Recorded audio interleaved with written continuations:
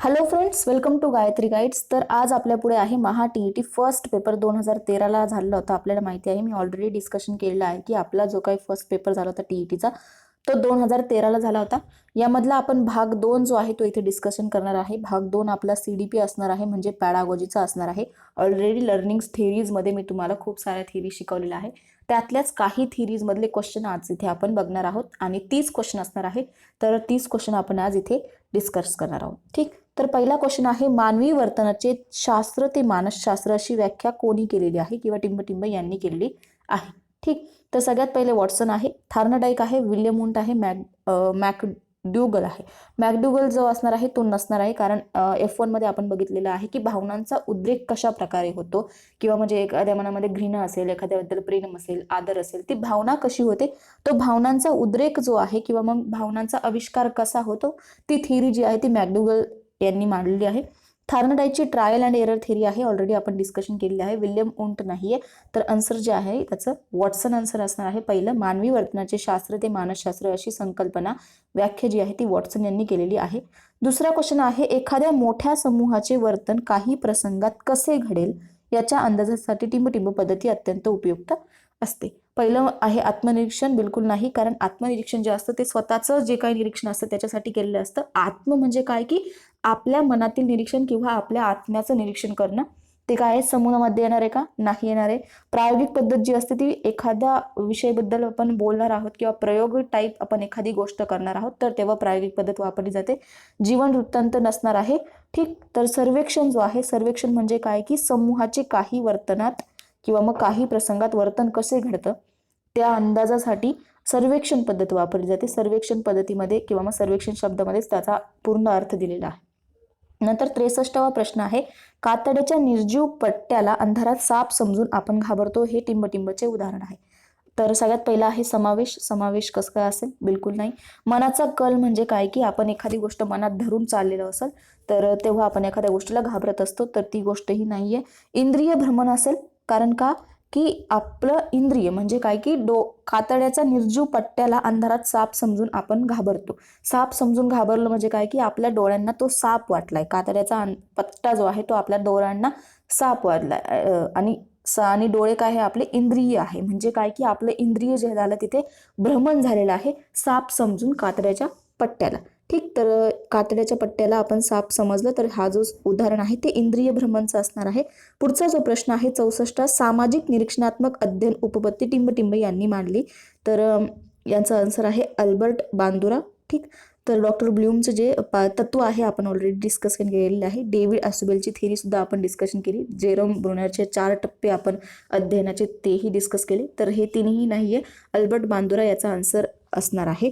नंतरचा पुढचा जो प्रश्न आहे, साधक अभिसंधान पद्धतीचा उद्गाता टिंबटिंब होय. अल्बर्ट बांदुरा जो आहे तो ऑलरेडी सामाजिक निरीक्षणात्मक अध्ययन थेरीचा असणार आहे, त्यामुळे हा इथे नसणार. आन्सर हे जे आहे ते नाहीये. BF स्किनर जो आहे तो याचा आन्सर असणार आहे. डॉक्टर ब्लूम नाही. थार्नडाईक ट्रायल अँड एरर आहे. ठीक, तर पुढचा जो प्रश्न आहे 66वा, कवी, लेखक, कलाकार, चित्रपट यांतील कल्पना टिंबटिंब प्रकारच्या असतात. सृजनात्मक असणार आहे, म्हणजे काय की क्रिएटिव्ह असणार आहे, त्यांना आवडतं म्हणून ते करतात. ठीक आहे. अनुकरणात्मक म्हणजे काय की इतरांचं बघून ते करत नाही, किंवा व्यावहारिक म्हणजे काय की फक्त पैशासाठी करत नाही. पुनरुत्पादित म्हणजे काय की परत परत त्याच गोष्टी करत नाही, त्यांना आवडतं म्हणून त्या क्रिया ज्या आहेत त्या करत असतात. नंतरचा 67वा प्रश्न आहे, अध्ययन विषयक क्षेत्रीय उपपत्ती टिंबटिंब या मानसशास्त्राने मांडली. तर कुर्ट लेविन याचा आन्सर असणार आहे. स्किनर आपण बघितलेला आहे, कोलर बघितलेला आहे, अल्बर्ट बांदुरा ऑलरेडी डिस्कशन केलं. सामाजिक निरीक्षणात्मक अध्ययन उपपत्ती त्यांनी मांडलेली आहे. तर याचा आन्सर जे आहे ते आहे कुर्ट लेविन.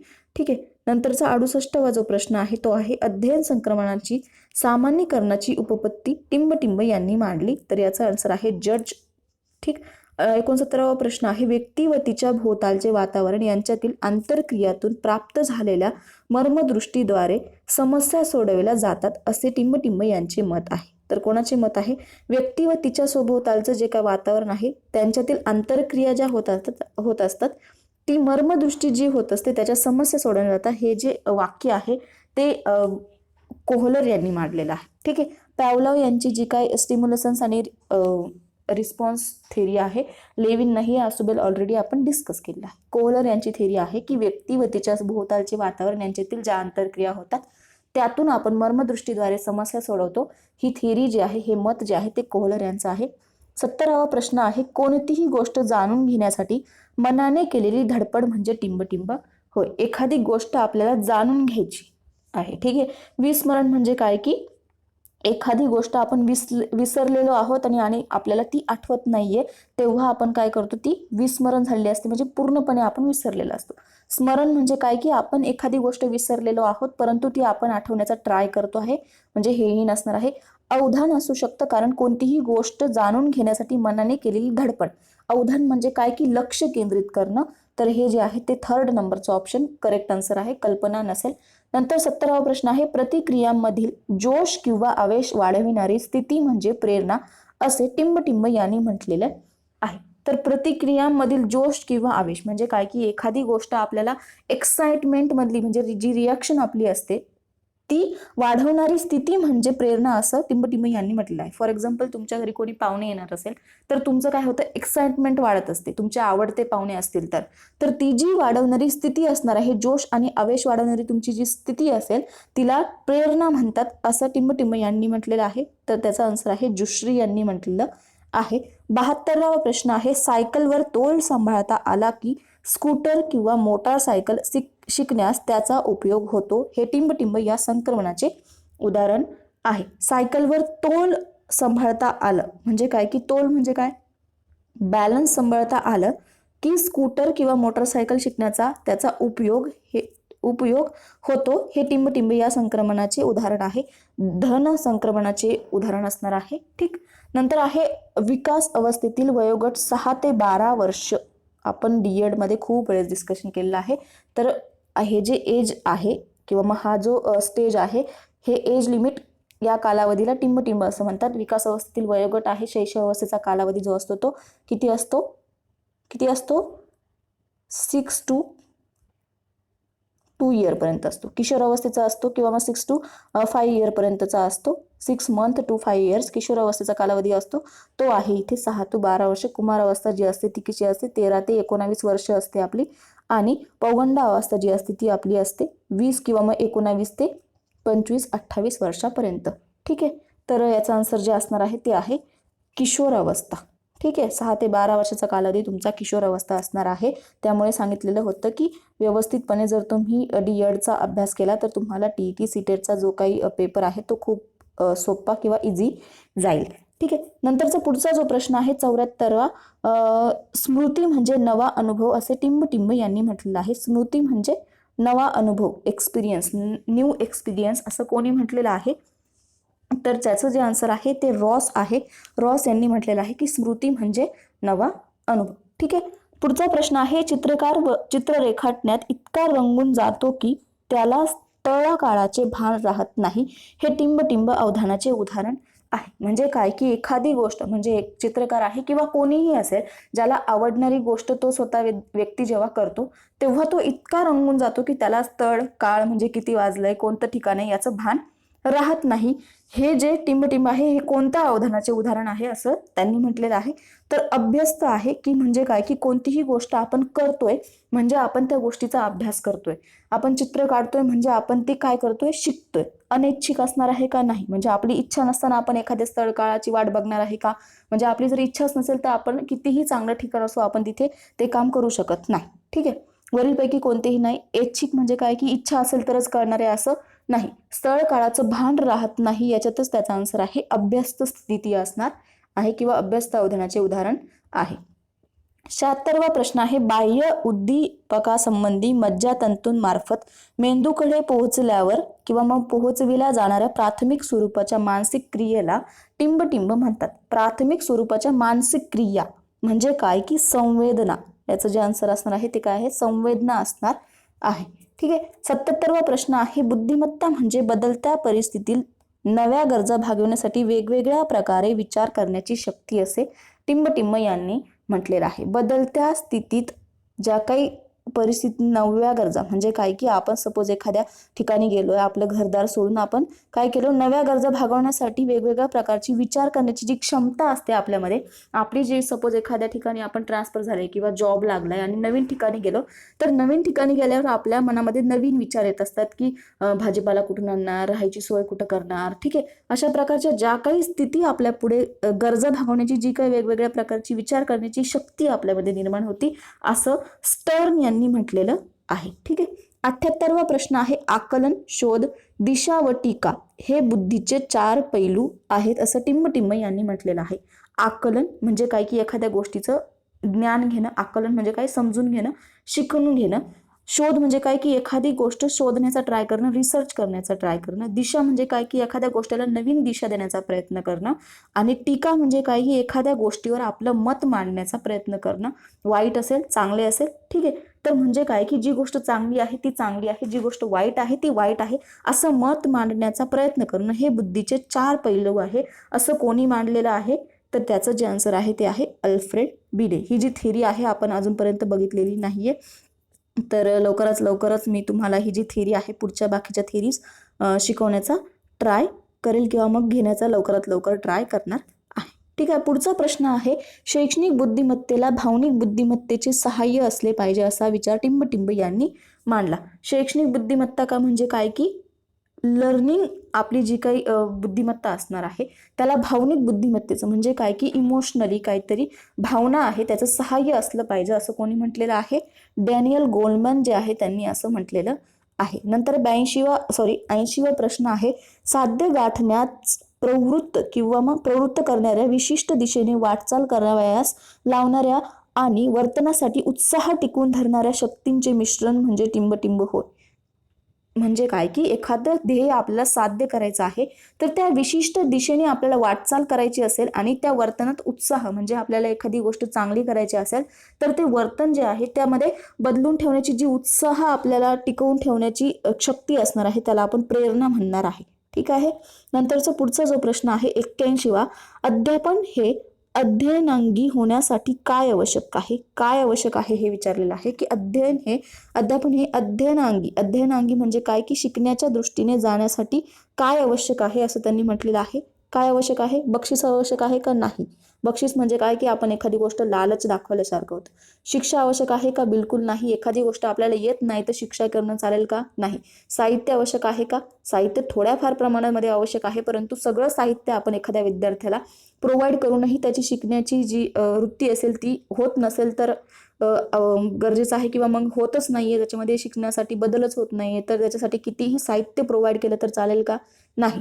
तर काय हे प्रवर्तन गरजेचं आहे, म्हणजे काय की आपलं जे वर्तन आहे ते बदलणं गरजेचं आहे अध्यापनात अध्ययनांगी होण्यासाठी. ठीक आहे. नंतरचा पुढचा जो प्रश्न आहे, इसवी सन 1921 साली दक्षिण मूर्ती येथे बाल मंदिर नावाची शिशु शाळा यांनी सुरू केली. आपला फर्स्ट इयरमध्ये DLEDच्या याच्यामध्ये हा प्रश्न होता. तर इथे तुम्हाला जो प्रश्न आहे तो फर्स्ट इयरमध्ये तुम्हाला दुसरा F2 पेपर होता आपला, त्यामध्ये तुम्हाला ही कॉन्सेप्ट आहे हा विचारलेला गेलेला होता. तर याचं आन्सर जे आहे ते आहे गिधूबाई बधेका यांचं जे आहे बालमंदिर शिशुशाळा त्यांनी सुरू केलेली होती. नंतरचा पुढचा जो प्रश्न आहे, अध्यापनाच्या प्रतिमानाचे जनक टिंब हे आहे. अध्यापनाचे प्रतिमान, आपण अध्यापनाचे खूप सारे प्रतिमान बघितलेले बघा. जॉन डुईचं बघितलं किंवा मग रॉबर्ट हॅकचं बघितलं किंवा मग हिल्डा टाबाचं प्रतिमान बघितलं.